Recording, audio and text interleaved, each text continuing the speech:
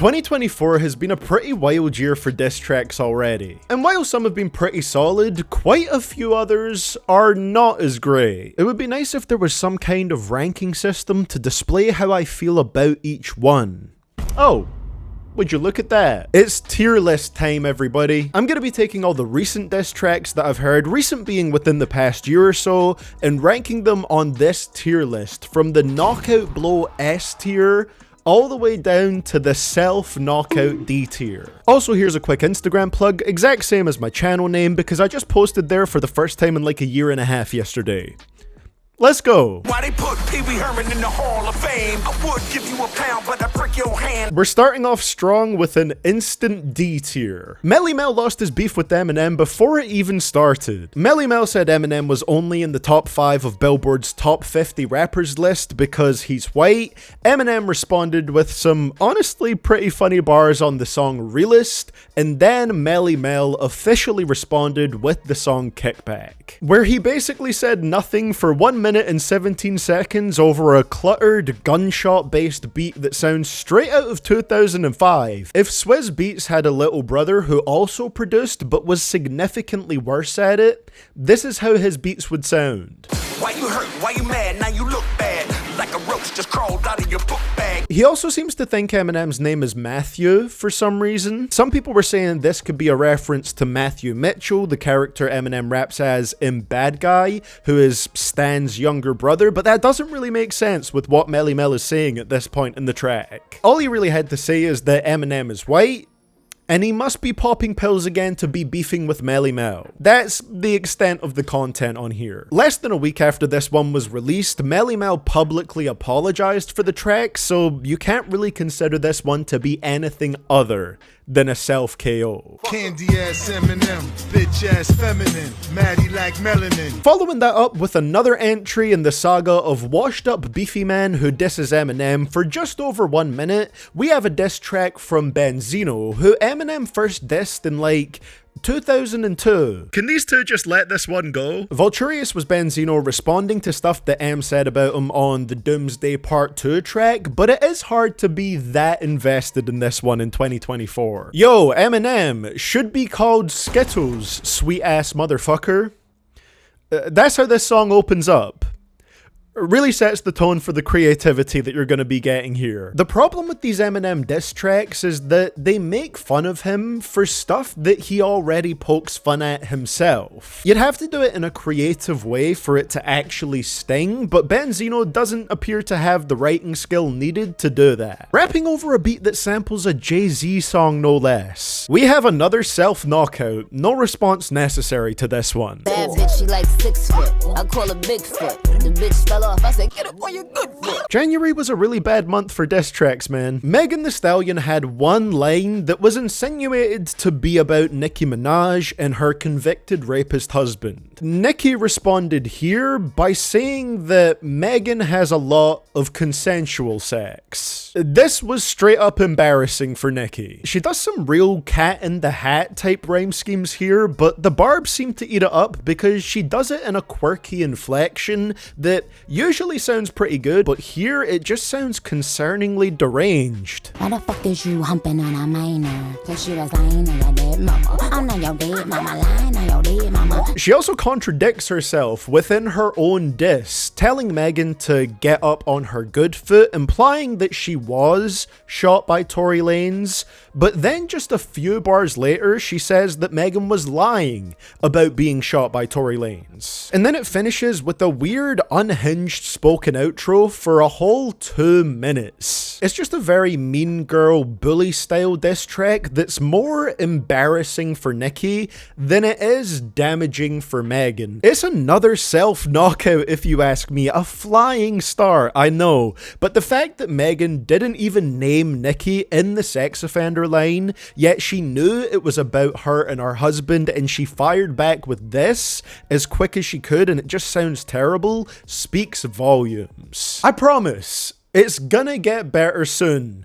We just had a lot of really whack diss tracks before shit really started kicking off. They try to rewrite history, make you Elvis a hip-hop, but in the store, Slim should be on the shelves next to Slipknot. Rap Elvis is surprisingly competent when you compare it to Vulturius. Why is that? Because supposedly it wasn't written by Benzino. There's alleged footage that proves that the battle rapper Ness Lee wrote the entire thing. You can tell it was likely ghostwritten comparing it to Vulturius by the fact that this one is 4 minutes long and actually has punchlines and schemes throughout it. There's a couple solid jabs in here too, the best one being Benzino taking shots at Shady Records, because to be fair, it does seem like barely anyone has really benefited from being on that label. With all them false lines that you pitched them, Shady Records sounds like less of a name and more like a description. Come on, that's kinda hard. I do find it hilarious how Benzino says Eminem is clout chasing by targeting him though. Like, come on, let's be real for a second, my man. I'll place it in the C tier. It's an improvement on Vulturius for sure, just still nothing that really warrants a response. And knowing there's a strong possibility that Benzino didn't write it makes it a lot less impressive as a clear improvement on the previous diss. Yeah, get up with me, fuck sneak diss and first person shooter. I hope they came with 3 switches. I crash out like fuck rap. Now we're getting into the real meat of this. Like that can't really be classified as a full-on diss track, but the Kendrick verse on here that targets Drake and J. Cole basically kicked off the 2024 hip-hop civil war, so I had to include it here. And I'll put it in the S tier. All the way up there. I have mixed thoughts on Future's performance on the song, to be honest, but his hook is solid. I love the beat now, and the Kendrick verse is so impactful, and that's the main thing that I'm ranking here. Pretty much just the Kendrick verse. The delivery is animated and ever-changing in the right way. Take notes, Nicki Minaj. And I don't think there's a single line that doesn't hit. I love the scheme at the end with the whole "for all the dogs" related wordplay. It's incredibly put together, and he mentions Pet Cemetery, which scores at points for me. I love Stephen King stuff. The Prince outlived Mike Jack line is great, even though Drake had a great response to that as well, which we'll get to soon. And the whole "be legit, clicking up 40 water" scheme was really nice as well. It's a verse that's layered with metaphors and meaning. Not a single line on here is wasted. An incredible shot from Kendrick. Like I said, S tier for this one. Also, it being called the knockout tier is just a fun little naming system for this video. It doesn't mean that this track necessarily defeated Cole and Drake instantly, just that it was about as good as you could start this off. Your first shit was classic, your last shit was tragic, your second shit put niggas asleep but they gassed it. 7-minute drill missed the mark. C tier. It's not helped by the fact that Cole apologized for the track almost immediately after releasing it, and that you could tell he didn't really want to make it. That's even something he briefly acknowledges during the track, talking about how he respects Kendrick and doesn't really want to do this, but it's what the people want to hear. And honestly, if the whole track was Cole acknowledging the pressure people put on him to respond, without actually folding to that pressure and making most of it a half-hearted diss track, I think it would have actually been a really solid take on the beef. I'm also not sure if he was saying Good Kid Mad City is boring, or if he was saying that To Pimp a Butterfly was boring, because Section 80 was Kendrick's first album, but I don't know if Cole counts that here for whatever reason, but either way, it's a ludicrous take. Like I said, this track really should have just been Cole acknowledging the pressure to respond, rather than actually responding. At least that would be true to what he clearly felt, but I don't think this is quite as awful as the D tier tracks. It's technically a self-KO that took him out of the beef, but it's not the lowest tier of diss track if you ask me. Caught up his phone, she won't come home, don't beat her up, don't beat her up. It must be the drugs. Tender was Quavo's response less than a day after Chris Brown dropped the track Freak, which contained a few lines aimed at Quavo. And Quavo just comes straight out the gate with a "don't beat her up" line and ad-lib. Tender has some solid shots at Chris, referencing his past abuse issues and substance abuse issues,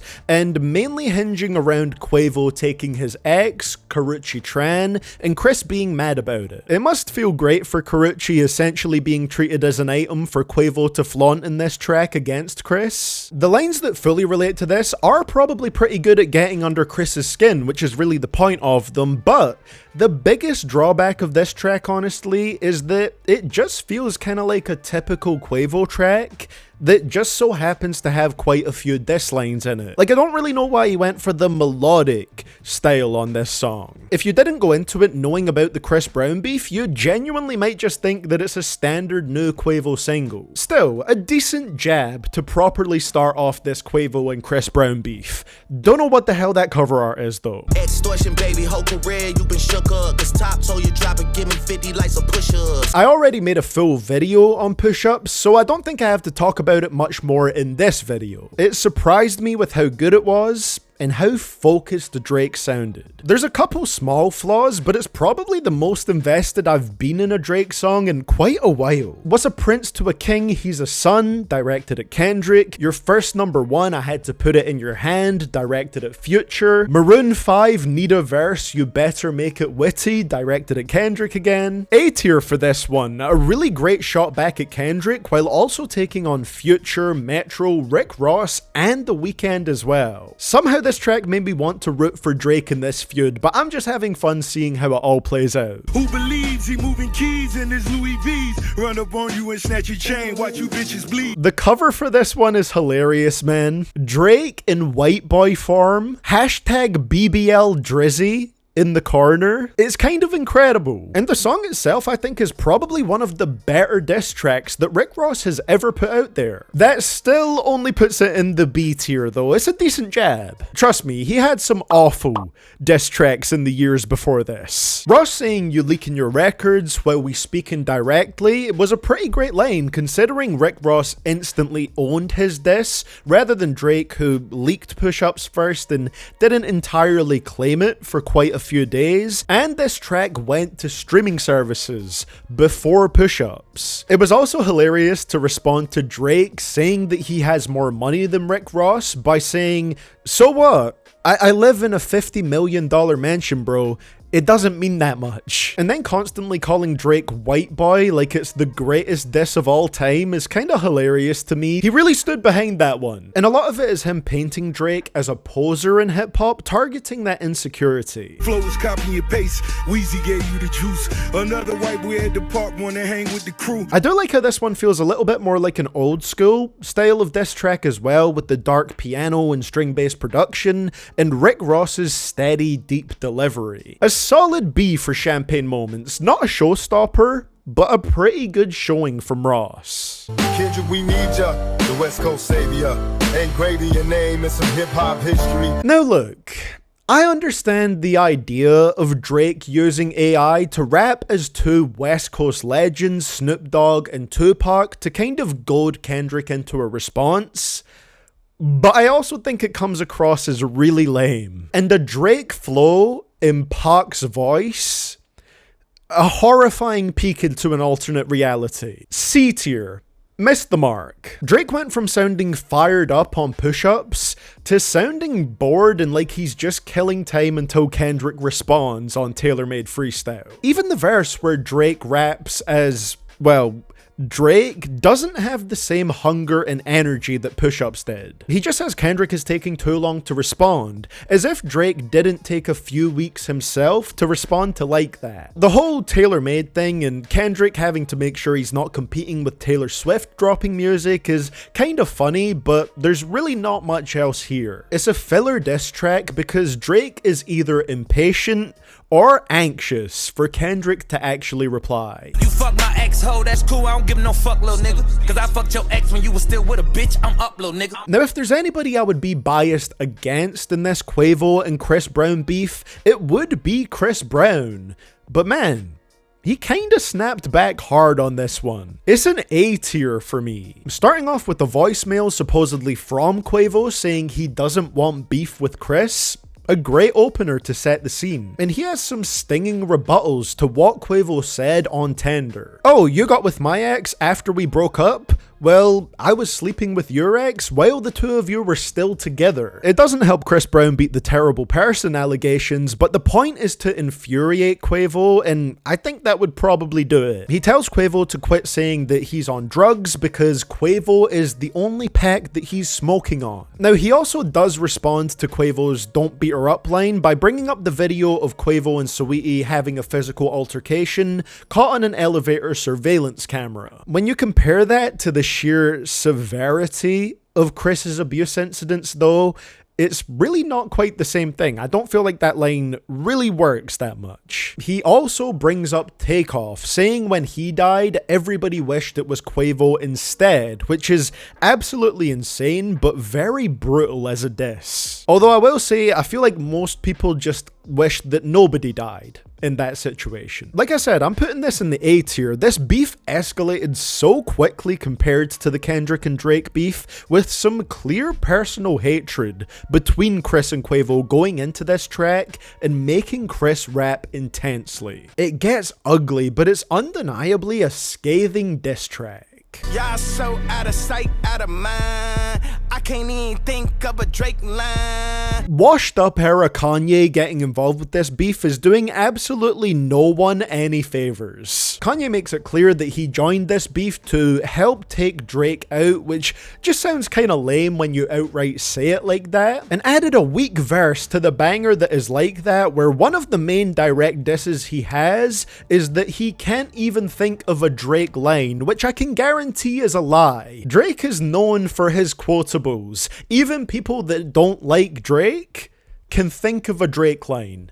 I need a one dance. The only decent part of this was Kanye firing back at Drake, making fun of Kendrick for working under the control of his former label boss, Top, by saying, "Hey man, you're working under the control of Lucien, the CEO of UMG, so you're not much better." It is not lost on me that the CEO of UMG has a name that literally makes him sound like the devil reincarnated. If this feud does escalate into UMG being consistently dissed, I can at least support that.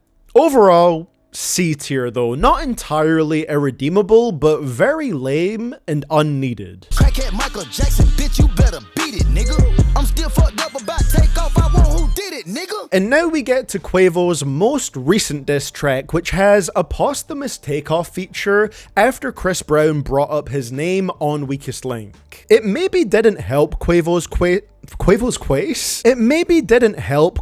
case though. A lot of the comments are saying, yep, Takeoff carried this track with a posthumous feature, when one of Chris Brown's main points was that Quavo is the worst in the Migos. I'm putting this one in the B tier. I wouldn't have predicted it going this way, but in my opinion, Chris Brown has the most brutal diss track in this beef so far. OHB does feel more intense from Quavo, which is good. It actually has that diss track feeling to it, and it does get pretty personal, with Quavo bringing up Chris Brown's abuse incidents once again, him being violent but somehow not being good at fighting, in a 2015 incident where Chris Brown's home was robbed and his aunt was tied up and locked in a closet during it. I didn't know that line was based on a real situation until I looked a little bit more into it, but it is. It's intense, but I imagine Chris Brown bringing up Takeoff lit a fire in Quavo. In my opinion, this is the intensity Quavo needed for these disses, but I'm not sure how I feel about the Takeoff feature, and if it even really worked in his favor. It's a solid jab back, but as much as I hate to say it, Chris Brown has the upper hand so far. I'm spending money like a trick, no Diddy. I rock pissy yellow diamonds, no Diddy.